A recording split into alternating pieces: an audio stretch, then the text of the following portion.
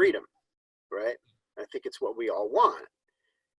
And where does it come from? You know, is it having the responsibility being relieved from us where we can choose what we want? Is it having enough money to not worry about money?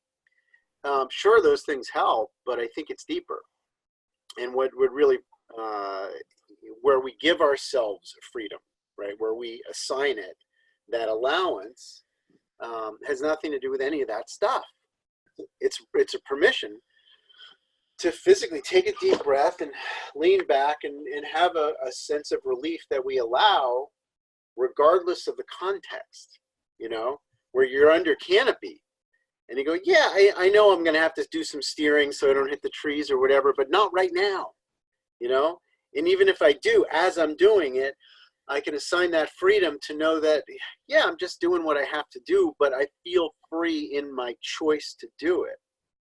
Whether I'm doing or not doing, either way, a sense of freedom, it has to come from letting go of these old programs that are echoing in our minds, and we have to kind of root them out, I think, a little, you know, and figure out where is it that we've assigned this burden that we can't stop working, we can't stop worrying, we can't stop thinking, and allow ourselves the choice to, you know, kind of dig into it with a full fun factor, or just not do it, you know, not do anything more.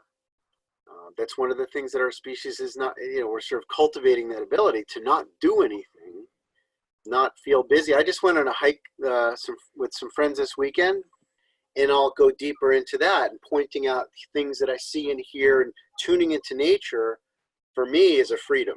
You know, as soon as I get out away from the box of humanity's structures, not just the physical ones, but, you know, our culture, stepping out of that, I feel free immediately. But apparently not everybody does.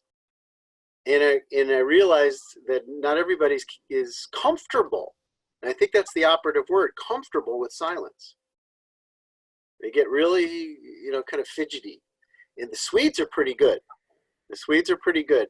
The Tibetans there are pretty good. You know, the Nepalis, the Thai are good at just sitting with you and not saying anything.